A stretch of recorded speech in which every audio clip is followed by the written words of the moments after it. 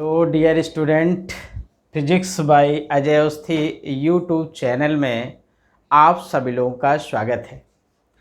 आज हम लोग मैग्नेटिक फील्ड और बायो-सेवर्ट का नियम, बायो-सेवर्ट लॉ का अध्ययन करेंगे। इसके पहले वाले लेक्चर में हमने मैग्नेटिक फील्ड, मैग्नेटिक लाइंस जिनको हम चुंबकीय बल रेखाएं कहते हैं, इन सब का अध्ययन किए थे। तो पहले हम मैग्नेटिक फील्ड के विषय में आपको बता रहे हैं। इस वीडियो को आप प्रारंभ से अंत तक देखें, चूँकि इस मैग्नेटिक फील्ड का या मैग्नेटिज्म का बायो-सेवर्ट लॉ बहुत महत्वपूर्ण है, बोर्ड के एग्जाम दृष्टिकोण से भी, और आगे जो भी नियम हम पढ़ेंगे, मैग्नेटिक फील्ड हम निकालेंगे, चाहे न्यूमेरिकल हो चाहे डेरिवेशन हो, वहाँ पे बायो-सेवर्ट का नियम लगता है। इसलिए ये नियम बहुत इम्पॉर्टेंट है। आप जो काफ़ी की किताब अपना काफ़ी निकाल लें और फ्रेंड से जैसे जैसे हम बताते जाएं उसको आप नोट करते जाएं, प्रारंभ से अंत तक इसको आप देखिए। सबसे पहले हम आपको बता रहे हैं मैग्नेटिक फील्ड।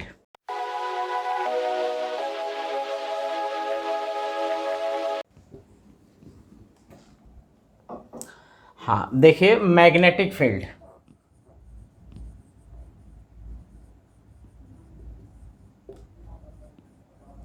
मैग्नेटिक फील्ड भी देखिए, मैग्नेटिक फील्ड जो है वेक्टर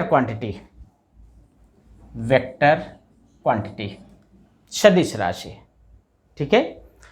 हमने बताया था कि जब किसी मैग्नेट, जैसे मैग्नेट है और इस मैग्नेट में एक नॉर्थ पोल होता है, एक साउथ पोल होता है, और इसके पास जब हम कोई कंपास सुई लाते हैं, कंपास नीडल लाते हैं, तो वो डिफ्लेक्ट हो जाती है, इसके समीप जब कोई हम कंपास नीडल लाते हैं, जिसको चुंबकीय सुई कहते हैं, उसको लाते हैं, डिफ्लेक्ट हो जाती है। इसका मतलब इस मैग्नेट के चारों ओर एक मैग्नेटिक फील्ड है, और वो उस मैग्नेटिक फील्ड में जब हम इसको लाते हैं कंपास नीडल को, तो इसमें एक फोर्स लगता है जिसकी वजह से ये डिफ्लेक्ट हो जाती है। तो उसी प्रकार ओरेस्टेड, इसके पहले वाले लेक्चर में हम ओरेस्टेड के विषय में बताए थे कि ओरेस्टेड ने बताया था कि जब किसी वायर में, जब किसी तार में करंट फ्लो होती है, आवेश गतिमान होता है, तो उस वायर के चारों ओर एक मैग्नेटिक फील्ड प्रोड्यूस हो जाता है, एक चुंबकीय क्षेत्र उत्पन्न हो जाता है। वहाँ पर वो वायर भी एक मैग्नेट की तरह व्यवहार करता है। देखिए, जैसे ये वायर है, इसमें आई करंट फ्लो हो रही, और इसके समीप कोई हम कंपास नीडल लाते हैं तो वो डिफ्लेक्ट हो जाती है। ये देखिए डिफ्लेक्शन है, ये मैग्नेटिक कंपास है, magnetic compass needle, magnetic compass needle लाते हैं तो ये डिफ्लेक्ट हो जाती है। बस समझ में आई। अच्छा, दूसरी चीज कि जब हम इसके समीप कोई चार्ज लाते हैं, हमने बताया कि वायर के चारों एक मैग्नेटिक फील्ड प्रोड्यूस होता है, एक चुंबकीय क्षेत्र उत्पन्न हो जाता है, ओरेस्टेड ने बताया था। इसका मतलब ये वायर भी एक मैग्नेट की तरह व्यवहार करता है, एक मैग्नेट की तरह ये वायर व्यवहार करता है। अब इसके समीप एक हमने चार्ज ले लिया Q, और ये रेस्ट पोजीशन पे है, रेस्ट पोजीशन, इसका मतलब स्थिर अवस्था, आवेश स्थिर है। जब आवेश स्थिर है तो इस पर कोई भी फोर्स नहीं लगेगा, इस पर नो फोर्स, कोई फोर्स नहीं लगेगा। बात समझ में आई। अगर यही एक वायर हम दूसरा, यही वायर ले लिए और इसमें एक दूसरा चार्ज, हमने यही चार्ज या दूसरा चार्ज ले लिए और उसको उसको मूव कर दें, वो मोशन पोजीशन पे आ जाए, गतिमान अवस्था पे आ जाए, वो गति करने लगे, सपोज दैट ये गति कर रहा है, ऐसे मोशन। देखिए, जब ये चार्ज पार्टिकल मोशन करता है तो इस पर कोई फोर्स लगता है, वो एक फोर्स के कारण इस वायर की तरफ डिफ्लेक्ट हो जाता है, चाहे वायर की तरफ आवे चाहे वायर से दूर जाए। ये डिपेंड करता है नेचर ऑफ फोर्स पे, क्यों फोर्स कैसा लग रहा है।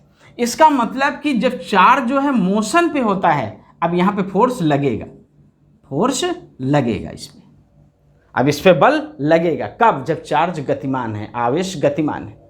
जब आवेश गतिमान होता है तो इस पे फोर्स लगता है।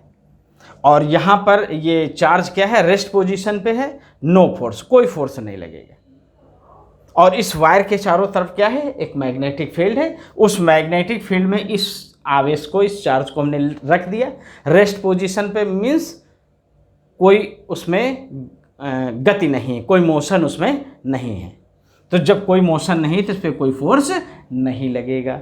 लेकिन इसी वायर के समीप अगर चार्ज को रखें और उसको उसमें मोशन दे दें, उसको गति दे दें, जब उसमें गति देते हैं तो उस पर एक फोर्स लगने लगता है और उस फोर्स के कारण वो चार्ज डिफ्लेक्ट हो जाता है, विक्षेपित हो जाता है, एक तरफ मुड़ जाता है।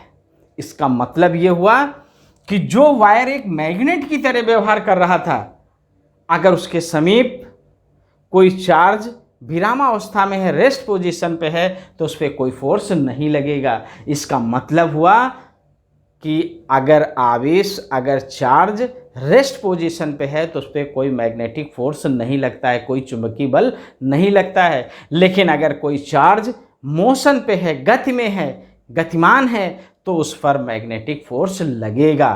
तो ये मैग्नेटिक फोर्स इस पर लगेगा, मैग्नेटिक फोर्स इस पर लगेगा। कब? जब आवेश गतिमान होगा। कहाँ गतिमान होगा? चुंबकीय क्षेत्र में गतिमान होगा। इसके पहले हमने आपको लॉरेंज फोर्स बताया है, वहाँ बताया था कि एक समान चुंबकीय क्षेत्र में जब आवेश गतिमान होता है तो उस पर एक बल लगता है, जिसको हम चुंबकीय बल या लॉरेंज बल कहते हैं। तो यहाँ हम देख रहे हैं कि जब आवेश गति अवस्था में होता है तब तो उस पर चुंबकीय बल लगता है, लेकिन अगर रेस्ट पोजीशन पे है, विरामावस्था पे है, तो उस पर कोई बल नहीं लगता है। लेकिन हमने इलेक्ट्रिक फील्ड में पढ़ा था, इलेक्ट्रिक फील्ड में हमने पढ़ा था कि आवेश मीन्स चार्ज, चाहे रेस्ट पोजीशन पे हो, चाहे मोशन पे हो, चाहे गतिमान अवस्था में हो, चाहे विरामावस्था में हो, दोनों स्थिति पे उस पे फोर्स लगता है। कौन सा force? Electrical force. Electrical force उस पे लगता है, वैद्युत बल उस पर लगता है। मीन्स वैद्युत बल गतिमान और विरामावस्था दोनों स्थितियों में आवेश पर लगता है। लेकिन जो चुंबकीय बल होता है, जो मैग्नेटिक फोर्स होता है, वो तब लगता है जब आवेश गतिमान होता है, मोशन की पोजीशन पे होता है। इसीलिए चैप्टर का नाम ही है गतिमान आवेश तथा चुंबकीय क्षेत्र। इसका मतलब आवेश जब गतिमान होगा तभी उसमें चुंबकीय क्षेत्र उत्पन्न होगा और तभी उसमें चुंबकीय बल लगेगा। बात समझ में आई? क्योंकि ये चार्ज गतिमान है और ये गतिमान है, इस गतिमान होने के कारण इसमें इसके चारों ओर मैग्नेटिक फील्ड उत्पन्न हुआ है। उस मैग्नेटिक फील्ड में ही हम इस आवेश को रखे हुए हैं। अगर स्थिर है, रेस्ट है, तो कोई मैग्नेटिक फोर्स नहीं लगेगा, लेकिन अगर गतिमान है तो उस पर चुंबकीय बल लगता है। ये चीज़ आप बिल्कुल याद रखिएगा। ठीक, स्थिर अवस्था पर, स्थिर आवेश पर मैग्नेटिक फोर्स नहीं लगता है, चुंबकीय बल नहीं लगता है, लेकिन इलेक्ट्रिक फोर्स लगता है। बस समझ में आ गई? तो ये हुआ आपका मैग्नेटिक फील्ड। अब देखिए मैग्नेटिक जो फील्ड है, मैग्नेटिक फील्ड कहते किसे हैं? हमने बताया किसी चुंबक के चारों ओर का वो क्षेत्र जिसमें हम कंपास सुई लाते हैं तो वो डिफ्लेक्ट हो जाती है, विक्षेपित हो जाती है, उस क्षेत्र को हम मैग्नेटिक फील्ड, चुंबकीय क्षेत्र कहते हैं। देखिए चुंबकीय क्षेत्र का जो यूनिट होती है न्यूटन प्रति एम्पियर मीटर, एक यूनिट तो ये होती है मात्रक। चुंबकीय क्षेत्र का मात्रक न्यूटन प्रति एम्पियर मीटर होता है। वेबर प्रति मीटर स्क्वायर होता है। चूँकि यहाँ पे आगे हम पढ़ेंगे magnetic flux, magnetic flux phi बराबर होता है V1। इससे जब निकालेंगे तो चूँकि जो मैग्नेटिक फ्लक्स है उसकी यूनिट वेबर होती है और एरिया की मीटर स्क्वायर होती है, इसलिए वी की जो यूनिट होगी वेबर प्रति मीटर स्क्वायर भी होगी और न्यूटन प्रति एम्पियर मीटर भी होती है। ये दोनों चीज़ें आपको याद होनी चाहिए। ये था मैग्नेटिक फील्ड। बात समझ जाएगी मैग्नेटिक फील्ड की। अब हम आपको बताएंगे बायो-सेवर्ट का नियम, डिटरमाइन ऑफ मैग्नेटिक फील्ड। और किस नियम से? बायो-सेवर्ट के नियम से। बायो-सेवर्ट के नियम से हमको मैग्नेटिक फील्ड अब निकालना है। तो अब हम बायो-सेवर्ट के नियम से आपको मैग्नेटिक फील्ड निकालना बता रहे हैं। हाँ, अब देखिए बायो-सेवर्ट के नियम में के विषय में बता रहे हैं आपको।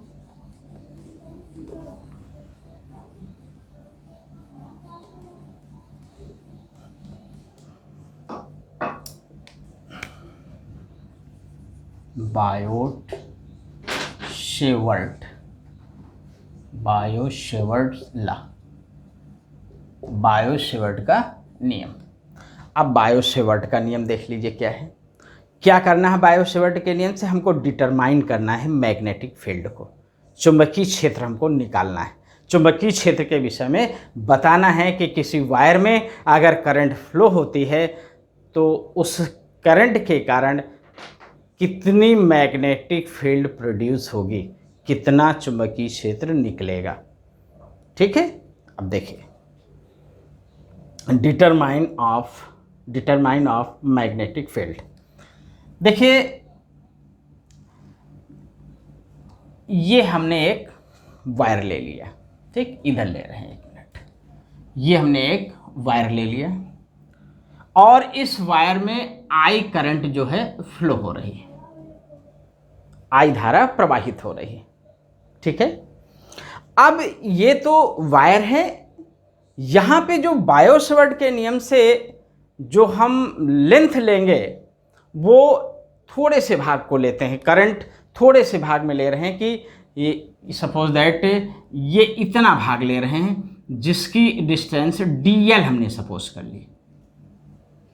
थोड़े से भाग को, इस जो करंट है, करंट जिस कंडक्टर में फ्लो हो रही है, इस कंडक्टर के थोड़े से भाग को हमने ले लिया और उस थोड़े से भाग की लंबाई को हमने क्या सपोज कर लिया? dl। ये है dl। ठीक है, इस वायर से r डिस्टेंस पे p बिंदु है, r डिस्टेंस पे p बिंदु है। ठीक, ये जो p बिंदु r डिस्टेंस पे है वो इस वायर से थीटा कोण पे, थीटा एंगल पे। मीन्स जब p पॉइंट को हम इस कंडक्टर से मिलाते हैं तो उसकी लाइन और कंडक्टर के बीच का जो एंगल है वो थीटा है। ठीक है, अब हम जो लेंथ ले रहे हैं वो क्या ले रहे हैं? थोड़ी लेंथ ले रहे हैं। लेंथ जो हमने ली है dl ली है। जब लेंथ हमने dl ली है तो इस dl में जो करंट फ्लो होगी उसके कारण जो मैग्नेटिक फील्ड प्रोड्यूस होगा, मैग्नेटिक फील्ड उत्पन्न होगा, वो भी थोड़ा होगा। तो उसको हम dl मानेंगे, जो भी यहाँ पे dB होगा, जो भी मैग्नेटिक फील्ड प्रोड्यूस होगा। ठीक, ये जो dl हमने माना है ये वेक्टर क्वांटिटी, dl वेक्टर है। ठीक, इस dl की डायरेक्शन वही होती जो करंट की होती। करंट जिस डायरेक्शन में फ्लो होगा इस dl की भी वही डायरेक्शन होगी। तो dl एक वेक्टर है और मैग्नेटिक फील्ड भी वेक्टर है। ये पहले ही बात आपको बता चुके हैं। अब पहले हम ये देखें राइट हैंड पाम रूल, जो हम दाएं हाथ की हथेली का नियम आपको बताए थे, उससे पहले हम देखें कि P पॉइंट पर मैग्नेटिक फील्ड की डायरेक्शन क्या होगी। ठीक है, जैसे हम ये वायर ले लें, मान लीजिए इसमें ये करंट फ्लो हो रही, यहाँ पे हम P पॉइंट ले लें। ठीक, ये P पॉइंट है और ये कंडक्टर है, इसमें आई करंट ये फ्लो हो रही। तो हम जानते हैं कि दाएं हाथ की जो हथेली है उसको इस प्रकार फैलाते हैं कि अंगुलियां और अंगूठा दोनों परस्पर लंबवत हों। अंगूठा धारा की दिशा में, अंगुलियां उस बिंदु को संकेत कर रही जहां चुंबकीय क्षेत्र की दिशा ज्ञात करनी है। तो हथेली से धक्का देने की दिशा चुंबकीय क्षेत्र, मतलब P बिंदु पर जो चुंबकीय क्षेत्र होगा ऐसे होगा। ठीक, अगर इसको हम ऐसे मान लेंगे, कागज पे ऐसे रखा है, बोर्ड पे ऐसे रखा है, करंट ऐसे फ्लो हो रही, तो ये होगा। बात समझ में आ गई। तो यहाँ पर हम जो मैग्नेटिक फील्ड लेंगे वो यहाँ पर मैग्नेटिक फील्ड के डायरेक्शन को हम दिखाएंगे, समझ गए। तो वो इस पाम रूल से ही दिखाएंगे कि वो इधर की तरफ होगा, नीचे की ओर होगा कि ऊपर की ओर होगा, ये करंट की डायरेक्शन पे डिपेंड करेगा। ठीक है, ये अभी हम डायरेक्शन बाद में बताते हैं, पहले इस बायो-सेवर्ट के नियम से हम डीबी को कैलकुलेट करेंगे कि जो थोड़ा मैग्नेटिक फील्ड उत्पन्न हो रहा है वो कितना होगा, उसकी वैल्यू क्या होगी। पहले देखिए इसका वेक्टर फॉर्म क्या होता है वो हम लिख लें। इसका वेक्टर फॉर्म देखिए, मैग्नेटिक फील्ड का जो वेक्टर फॉर्म होता है dv equal to mu naught upon 4 pi, dv vector equal to mu naught upon 4 pi I dl vector cross r vector upon r cube. ये इसका वेक्टर फॉर्म होता है। ये इसका क्या है, वेक्टर फॉर्म। ये हमने आपको वेक्टर फॉर्म बता दिया। ठीक, अभी इसका डेरिवेशन भी बता रहे हैं जैसे बायो-सेवर्ट ने बताया है। ठीक है, पहले हम इसको स्केलर और वेक्टर फॉर्म में पहले आपको समझा दें, फिर डेरिवेशन बता देंगे जैसा कि आपकी बुक में लिखा हुआ है। तो ये हमने वेक्टर फॉर्म लिख दिया। अब इसका स्केलर फॉर्म क्या होगा वो भी समझ लीजिए। पहले देखिए ये जो लिखा हुआ है dl vector cross r vector, इसको आप क्या लिख सकते हैं, इसको हम लिख सकते हैं dl r sine theta. a vector cross v vector equal to होता है ab साइन थीटा। तो उसके आधार पे हम लिख सकते हैं dl vector cross r vector equal to dl r sine theta लिख सकते हैं, यहां लिख दीजिए। तो देखिए ये आपका क्या हो जाएगा, dv equal to mu naught upon 4 pi I dl r sine theta upon r cube. अब इस क्यूब से इसकी एक पावर कम हो जाएगी, क्यूब की पावर एक कम हो जाएगी, ऊपर r है, तो ये हो जाएगा dv equal to mu naught upon 4 pi I dl sine theta upon r square. ये फार्मूला आपको मिल गया। ये क्या है, स्केलर, ये स्केलर फार्म हो गया।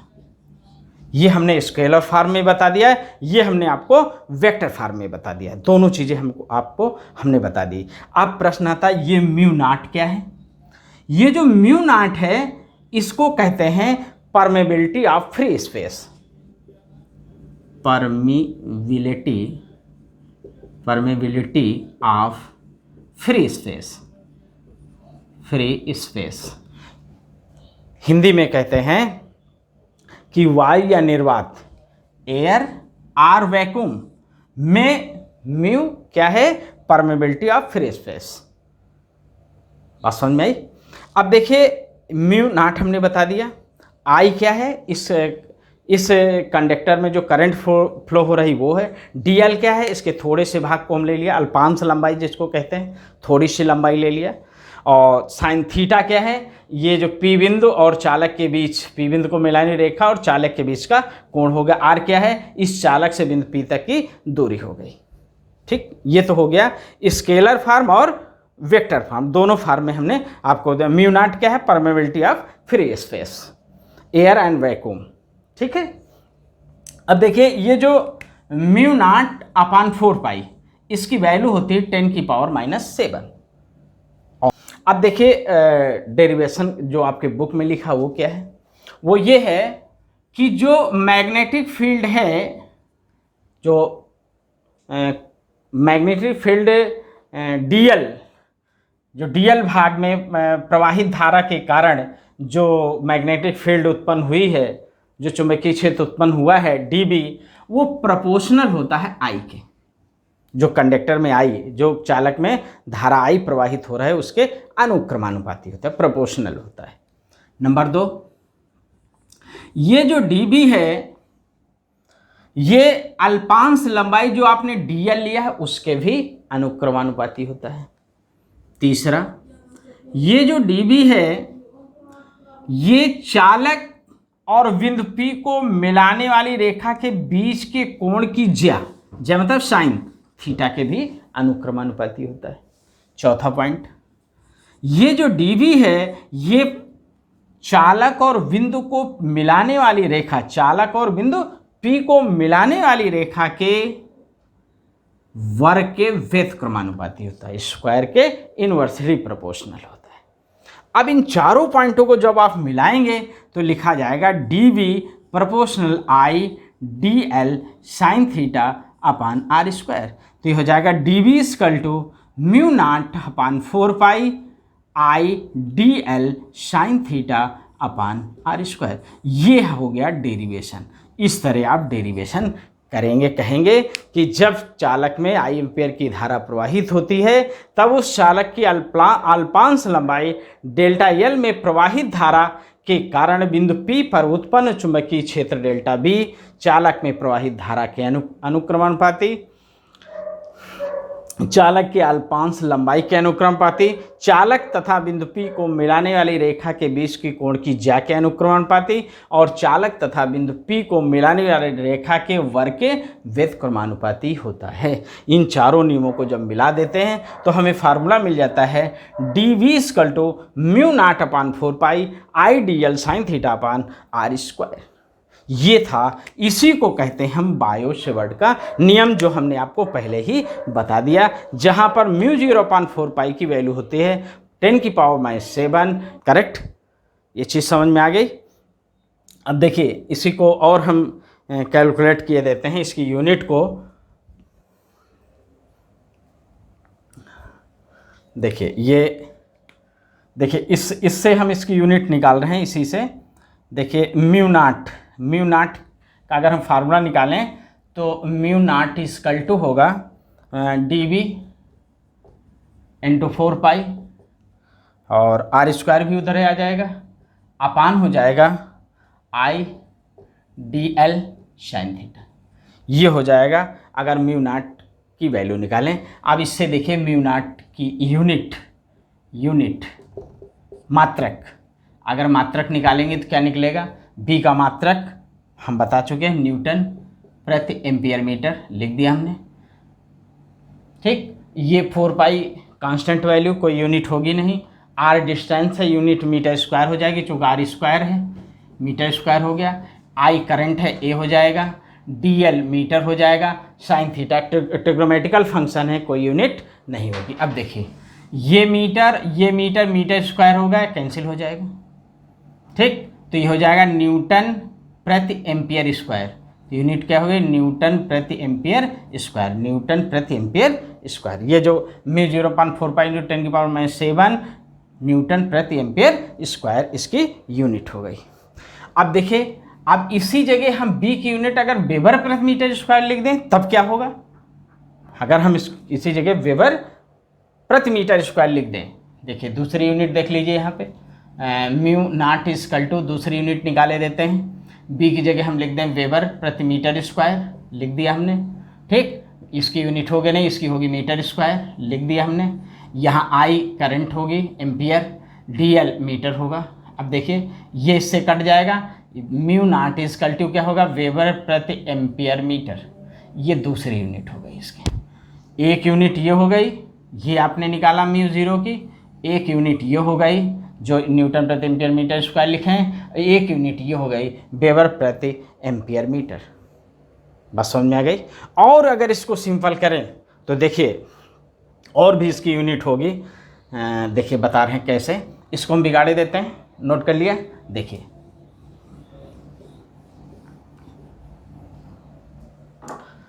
ये जो आपकी यूनिट लिखा है आपने mu naught equal to newton प्रति एम्पियर स्क्वायर, इससे और हम इसको सरल करेंगे। न्यूटन फोर्स की यूनिट है, फोर्स बराबर होता है मास इंटू एक्सेलरेशन। मास की होगी मास इंटू एक्सेलरेशन। अच्छा, ए एम्पियर है, करंट है, और एम्पियर I इक्वल टू होता है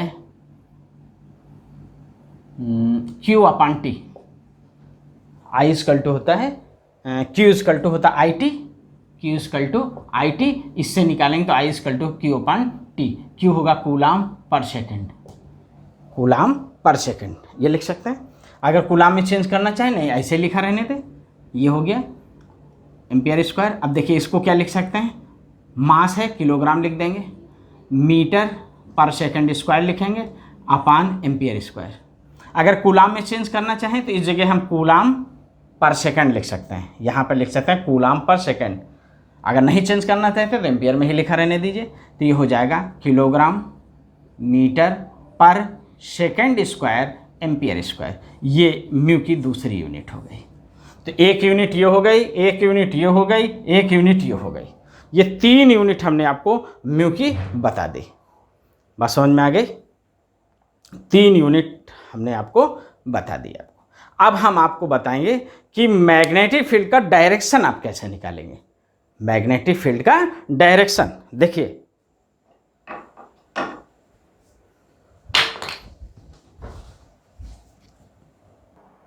हाँ अब देखिए डायरेक्शन बता रहे हैं मैग्नेटिक फील्ड का।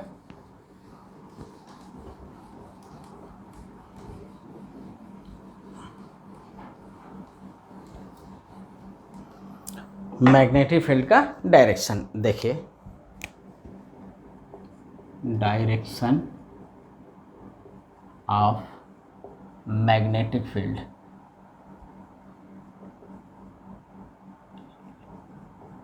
मैग्नेटिक फील्ड का direction, direction of magnetic field. अब देखिए डायरेक्शन ऑफ मैग्नेटिक फील्ड क्या होगा। इसमें क्या लगाएंगे हम, right hand palm rule. Right hand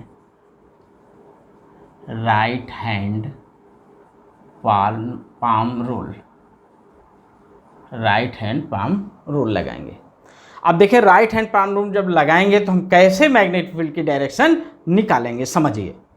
जैसे ये वायर है, इसमें आई करंट फ्लो हो रही और कहा जाए बताइए इस पी पॉइंट पर मैग्नेटिक फील्ड की डायरेक्शन क्या होगी। तो आप राइट हैंड लगा दीजिए।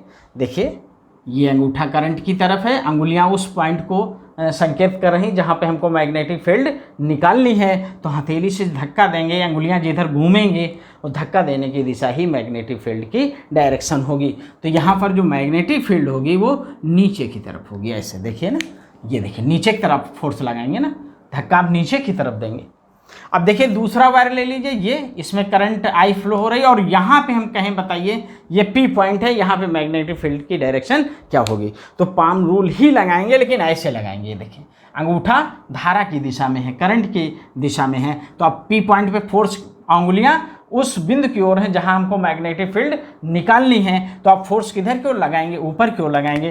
तो यहाँ पे जो मैग्नेटिक फील्ड होगा उसकी डायरेक्शन आउटवर्ड होगी और इसकी डायरेक्शन इनवर्ड होगी।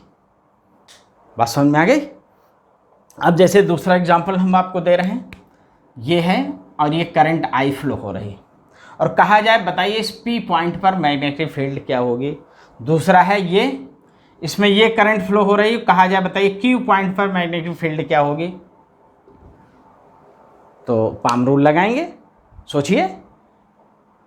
देखिए पाम रूल लगा रहे हैं, ये देखिए अंगूठा करंट की दिशा में है, अंगुलियां उस बिंदु को संकेत कर रही हैं जहां हमको मैग्नेटिक फील्ड निकालनी है। तो आप धक्का किधर की ओर देंगे, ऊपर की तरफ देंगे। इसका मतलब यहाँ पर जो मैग्नेटिक फील्ड होगी उसकी डायरेक्शन ऊपर की तरफ होगी। बात समझ में आई? यहाँ देख लीजिए करंट इधर फ्लो हो रहा है और क्यू पॉइंट पे हमें मैग्नेटिक फील्ड निकालनी है, ठीक है। तो हम ये ऐसे लगाएंगे अंगूठा। देखिए अंगूठा धारा की दिशा में है और अंगुलियां उस बिंदु को संकेत कर रही हैं जहां हमको मैग्नेटिक फील्ड निकालनी है। तो धक्का आप किधर देंगे, ऊपर की ओर। जो पाम रूल क्या है कि दाएं हाथ की हथेली को इस प्रकार फैलाते हैं कि अंगुलियां अंगूठा दोनों परस्पर लंबवत हों। अंगूठा धारा की दिशा तथा अंगुलियां उस बिंदु को संकेत करें जहां चुंबकीय क्षेत्र की दिशा ज्ञात करनी है। तो हथेली से धक्का देने की दिशा चुंबकीय क्षेत्र की दिशा होगी। तो देखिए अंगूठा धारा की दिशा, अंगुलियां उस बिंदु को संकेत कर रही जहां चुंबकीय क्षेत्र निकालना है। तो धक्का आप किधर की ओर देंगे, ऊपर की ओर देंगे। तो यहाँ जो मैग्नेटिक फील्ड होगी उसकी डायरेक्शन आउटवर्ड होगी। करेक्ट, समझ में आ गई? डायरेक्शन आपको समझ में आ गया। इसी तरह जैसे हम एक एग्जाम्पल आपको बताएं कि ये करंट है, ये करंट है, डाट आई, जैसे डाट बी लिखते हैं इसका मतलब डायरेक्शन किधर है, आउटवर्ड है। उसी तरह हम डाट आई लिख दें, इसका मतलब वहाँ पे कोई वायर इस तरह है जिसमें करंट ऊपर की तरफ बह रही है, आउटवर्ड है। चार्ज किधर चल रहा है, ऊपर की ओर चल रहा है। जैसे मैग्नेटिक फील्ड को डिनोट करते हैं आई और क्रॉस से, उसी तरह हम आई को भी डिनोट कर सकते हैं डॉट और क्रॉस से। इसका मतलब है कि current carrying outward direction. Current की डायरेक्शन क्या है, करंट आउटवर्ड डायरेक्शन में, आउटवर्ड डायरेक्शन, ठीक। और कहा जाए इस P पॉइंट पर बताइए मैग्नेटिक फील्ड क्या होगा।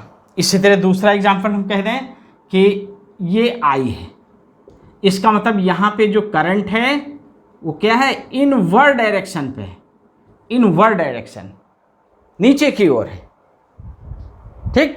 तो बताइए इस P पॉइंट पे मैग्नेटिक फील्ड क्या होगी। तो अब देखिए इसको हम समझा रहे हैं। अंगूठा धारा की दिशा, धारा किधर की ओर, आउटवर्ड, आउट मतलब ऊपर की तरफ, ऐसे देखिए अंगूठा धारा की दिशा में हो गई। अंगुलियां उस बिंदु को संकेत करें जहां चुंबकीय क्षेत्र की दिशा ज्ञात करनी है, तो आप धक्का किधर की देंगे, ऐसे देंगे। तो आप कहेंगे कि यहाँ P पॉइंट पे जो मैग्नेटिक फील्ड होगी उसकी डायरेक्शन ये होगी, ठीक। याद रहे ये डायरेक्शन जो है परपेंडिकुलर होगी, ये भी याद रहे डायरेक्शन क्या होगी, इस लाइन के परपेंडिकुलर होगी। यहां देख लीजिए करंट डाउनवर्ड मतलब अंगूठा धारा की दिशा में, धारा किधर जाए, डाउनवर्ड नीचे की ओर जा रही है। अंगुलियां उस P बिंदु को संकेत कर रही हैं जहां हमें चुंबकीय क्षेत्र ज्ञात करना, मैग्नेटिक फील्ड की डायरेक्शन ज्ञात करनी है। तो आप धक्का किधर की ओर देंगे, नीचे की ओर देंगे। इसका मतलब यहाँ पे जो मैग्नेटिक फील्ड होगी वो नीचे की ओर होगी, ये आपको याद रखना। बात समझ में आ गई। इस तरह आप मैग्नेटिक फील्ड का डायरेक्शन समझ में आ गया। तो ये याद रहे कि जैसे हम मैग्नेटिक फील्ड को दिखाते हैं, कहीं क्रॉस करके भी लिखते हैं, इसका मतलब वहाँ चुंबकीय क्षेत्र की दिशा कागज या बोर्ड के तल के लंबवत नीचे की ओर है, इनवर्ड डायरेक्शन पे है। और अगर हम डॉट करके भी लिखते हैं, इसका मतलब वहाँ चुंबकीय क्षेत्र की दिशा कागज या बोर्ड के तल के लंबवत ऊपर की ओर है, आउटवर्ड डायरेक्शन में। उसी तरह करंट को भी हम लिख सकते हैं, ये याद रहे। समझ गए।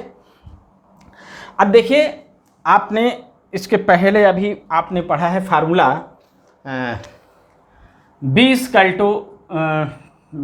= Mu naught 4 mu naught upon 4 IDL sin theta upon r²। हमने बताया कि म्यू नॉट अपॉन 4 की वैल्यू होती है 10⁻⁷ और इसकी यूनिट हम आपको बता चुके हैं। इस म्यू नॉट को क्या कहते हैं, परमेबिलिटी ऑफ फ्री स्पेस, जिसको हिंदी में कहते हैं वायु या निर्वात की चुंबकशीलता। इसको क्या कहते हैं, वायु या निर्वात की चुंबकशीलता। और आपने एक चीज़ और पढ़ी है इलेक्ट्रिक फील्ड वाले चैप्टर में, एप्सिलॉन0, एप्सिलॉन0 या एप्सिलॉन0, एप्सिलॉन0, इसको क्या कहते हैं, वायु या निर्वात की विद्युतशीलता। इसको कहते हैं विद्युतशीलता, परमिटिविटी ऑफ फ्री स्पेस, इसको कहते हैं विद्युतशीलता वायु या निर्वात की। तो अब हम म्यू नॉट और एप्सिलॉन0 इन दोनों में रिलेशन बताएंगे आपको। अब इन दोनों में हमें रिलेशन निकालना है कि म्यू नॉट और एप्सिलॉन0 में क्या रिलेशन होता है। देखिए रिलेशन समझ लीजिए।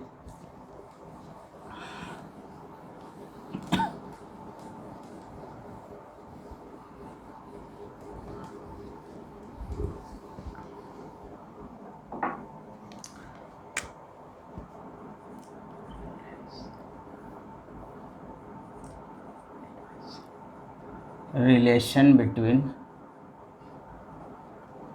म्यू नॉट एंड एप्सिलॉन0, म्यू नॉट एंड एप्सिलॉन, इसको कहते हैं वायु या निर्वात की चुंबकशीलता, इसको कहते हैं वायु या निर्वात की वैद्युतशीलता, ठीक। इसको कहते हैं परमेबिलिटी ऑफ फ्री स्पेस, इसको कहते हैं permittivity of free space, correct. अब दोनों में हम रिलेशन निकालने जा रहे हैं कि क्या रिलेशन होता है। देखिए हम जानते हैं कि एप्सिलॉन0 अपॉन 4 की वैल्यू होती है 10⁻⁷, means mu naught equal to होगा 4 × 10⁻⁷, करेक्ट।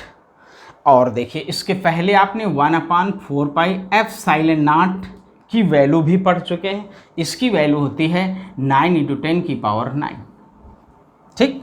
इसी चीज़ को हम लिख सकते हैं 1/एप्सिलॉन0 इक्वल टू 4 इंटू 9 × 10⁹। इसी चीज़ को हम लिख सकते हैं एप्सिलॉन0, एक मिनट ऐसे लिखा रहने दीजिए। ये इक्वेशन फर्स्ट हो गई, ये इक्वेशन सेकंड हो गई, ठीक।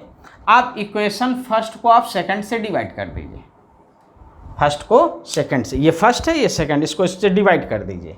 तो देखिए एफ साइलेंट ये म्यू नॉट और एफ, ये 1/ε जब इसमें डिवाइड में जाएगी तो ऊपर चला जाएगा, ये एफ साइलेंट नॉट हो जाएगा इक्वल टू, अब देखिए ये हो जाएगा 4 पाई इंटू 10⁻⁻7 अपान, ये हो जाएगा 4 पाई इंटू 9 इंटू 10⁻9। देखिए 1 को 2 से डिवाइड करेंगे तो एफ साइलेंट नॉट ऊपर आ जाएगा, तो ये और ये दोनों मल्टीप्लिकेशन में हो जाएंगे, तो ये हो जाएगा mu naught into epsilon not equal to 4 pi से 4 पाई कट गया 1/9 इंटू 10⁻9, और इसको नीचे ले लीजिए इंटू 10⁻+7 हो जाएगा, ऊपर से नीचे आएगा, तो ये हो जाएगा mu naught into epsilon not equal to, ये हो जाएगा 1/9 इंटू 10 की पावर, ये पावर्स ऐड हो जाएंगे तो 10 की पावर कितना हो जाएगा, ये 16। ठीक, अब इसको लिख सकते हैं इक्वल टू, और ये जो चीज़ लिखी हुई है इसको हम ये लिख सकते हैं, अब देखिए इधर का हम बिगाड़ रहे हैं। देखिए हम जानते हैं कि स्पीड ऑफ लाइट